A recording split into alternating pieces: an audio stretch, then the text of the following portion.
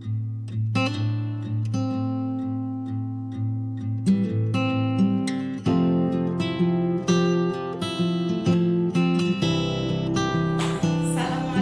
warahmatullahi wabarakatuh.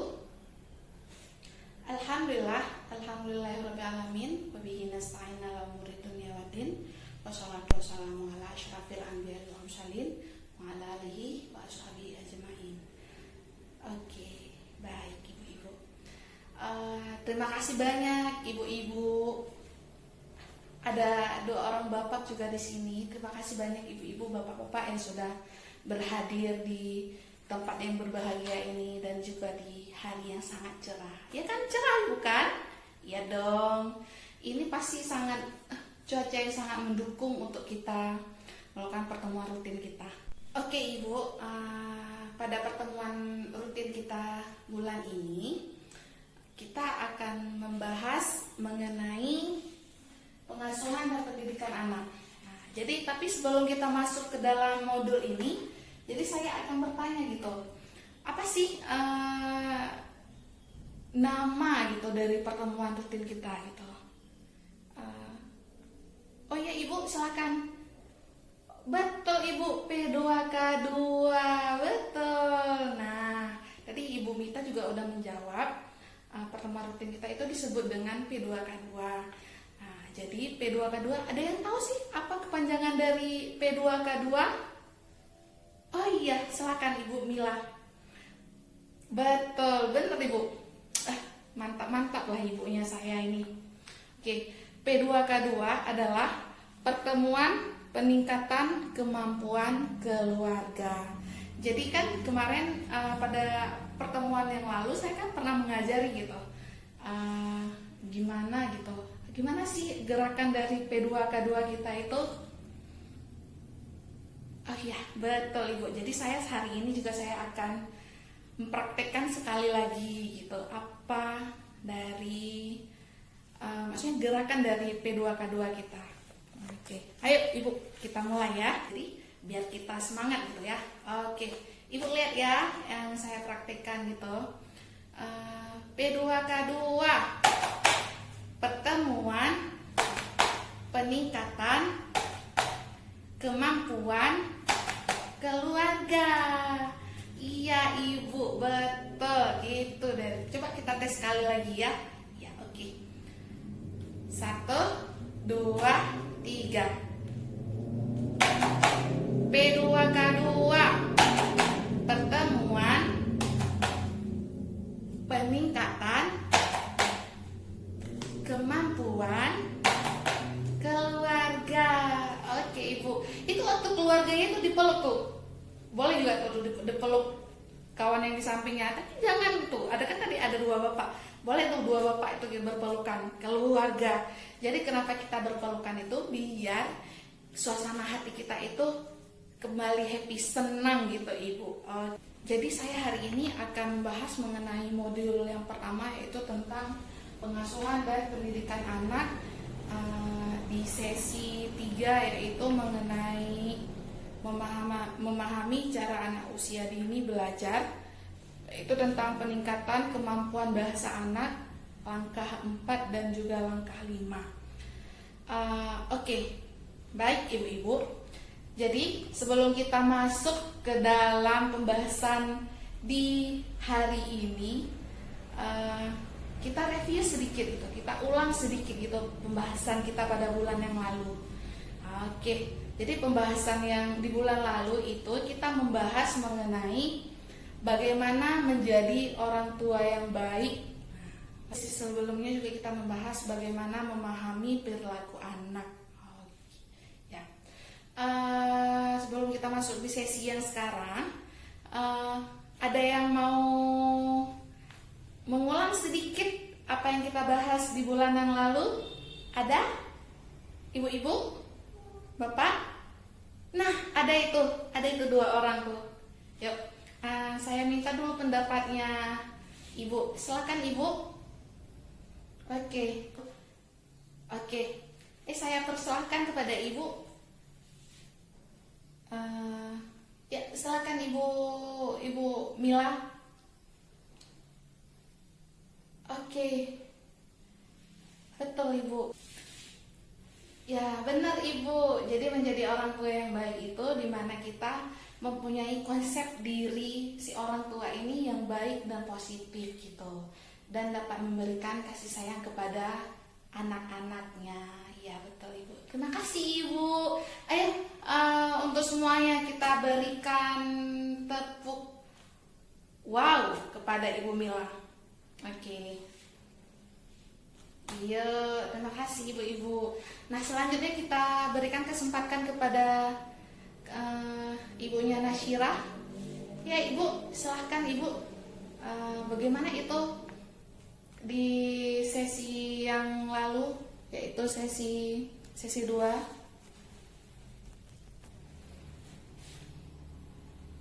Iya, Bu Ibu.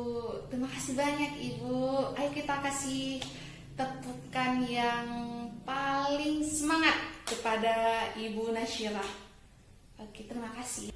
Nah, selanjutnya kita akan memulai pembahasan kita pada hari ini, yaitu mengenai meningkatkan kemampuan berbahasa si anak gitu. Nah, jadi boleh saya tanya gitu, kita kan hari ini diskusi aja ya, kita diskusi gitu. Jadi kan walaupun dengan diskusi biasanya kita bakal mendapatkan pengalaman-pengalaman yang terbaik gitu, yang pernah dirasakan ibu-ibu di sini gitu, ketika mengasuh si anak gitu. Oke, ada yang tahu sih apa sih sebenarnya pentingnya kemampuan berbahasa untuk anak? Penting untuk si anak. Ada yang tahu Ibu? Ya, silakan Ibu Maya. Iya. Baik Ibu. Iya betul Ibu, betul. Apa sih hal penting lainnya untuk kemampuan berbahasa kepada si anak gitu? Kemampuan berbahasa adalah kemampuan untuk berbicara dan memahami apa yang disampaikan lawan bicara yang mencangkup dia itu, termasuk ini di dalamnya itu bisa termasuk ke dalam simbol, gambar, ekspresi dan sebagainya gitu. Habis kemudian dengan bahasa sendiri si anak juga bisa menyampaikan apa yang dia mau gitu. Jadi makanya saya sering gitu melihat kelompok 1, iya kan Ibu Naya ya? Iya betul. Jadi apa sih manfaat dari kita membaca buku cerita untuk anak-anak gitu? Nah, ketika kita membaca buku cerita gitu kepada si anak itu salah satu, dia sebenarnya fungsi dari si anak itu yang pertama itu pasti dia mendengar gitu. Jadi makanya ketika si orang tua berbicara dengan bahasa kasar, si anak ini sangat cepat mengikutinya. Saya ikut gitu. Ketika si orang tua berbahasa kasar, si anak ikut-ikutan, itu karena dia yang pertama kali untuk belajar itu, cara belajar itu dari mendengar. Baru kemudian dia mengulang dengan mengeluarkan kata-kata. Nah, betul Ibu. Jadi dengan kita membaca buku cerita juga menjadi salah satu cara untuk meningkatkan kemampuan bahasa si anak itu, yaitu dengan kita membaca buku cerita. Jadi dengan membaca buku cerita itu banyak sekali kosakata yang bisa meningkatkan kemampuan anak gitu. Jadi si anak itu ketika kita mengulang-ulang cerita gitu, ketika dia tidur, ya biasanya kan kita kalau bercerita gitu sebelum tidur gitu biasanya. Nah, saya kasih salah satu cara, maksudnya saya kasih pengalaman saya pribadi gitu. Di dulu ketika saya kecil-kecil itu nenek saya gitu sangat sering dia bercerita kuno gitu, hikayat dongeng gitu. Jadi ketika saya tidur saya minta kepada nek cerita kabo sebelum cerita satu sebelum tidur.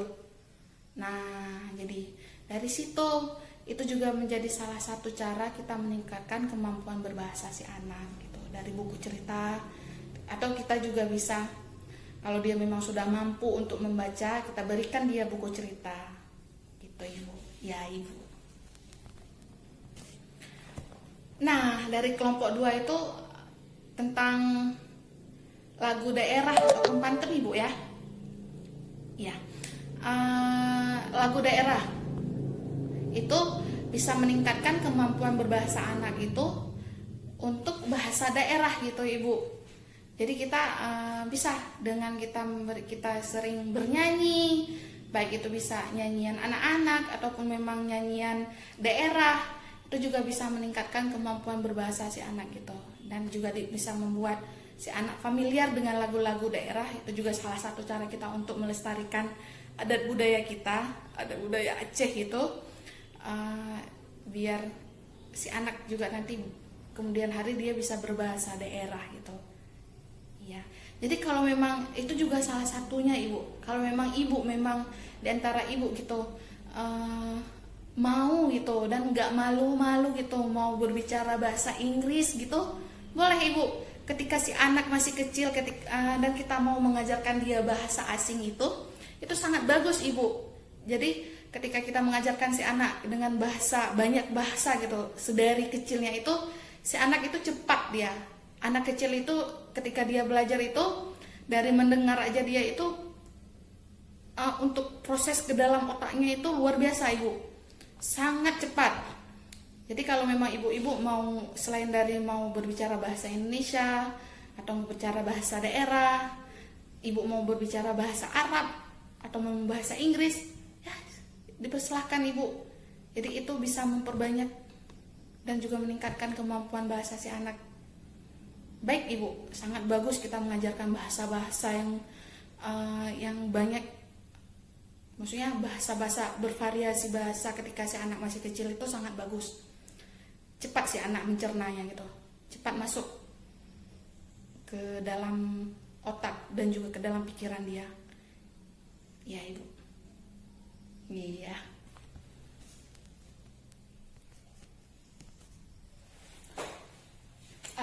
Dan yang terakhir tadi dari kelompok 3 dari Bapak Sayuti. Iya Pak, ketika si anak baru pulang dari sekolah ataupun dari manapun, kita tanya sama dia, gimana nak hari ini, apa aja yang adik lihat ataupun apa aja yang adik dengar, apa aja adik yang belajar. Jadi dengan kita mengajak dia berkomunikasi, itu juga dia akan mengeksplor kata-kata yang sudah dia dengar gitu, dengan dia bercerita balik kepada kita. Jadi salah satu caranya itu salah satu cara untuk meningkatkan kemampuan si anak itu juga dengan kita bertanya kepada dia, kemudian dia akan menjawab apa yang kita tanya, itu meningkatkan kemampuan berbahasa dia. Ya, gitu Ibu. Oke. Baiklah, cukup sekian hari ini mengenai bagaimana cara untuk meningkatkan kemampuan bahasa anak. Tadi saya sudah menjelaskan beberapa cara untuk meningkatkan kemampuan si anak, ya kan? Boleh nanti Ibu praktekkan di rumah. Jadi biar anak-anak Ibu itu semakin lancar dia berbicara dengan bahasa-bahasa yang baik dan sopan. Ya Ibu. Oke. Baiklah, cukup sekian pertemuan kita pada hari ini. Saya akhiri dan saya mohon maaf apabila ada kata-kata yang salah. Wabillahi taufiq wal hidayah. Assalamualaikum warahmatullahi wabarakatuh.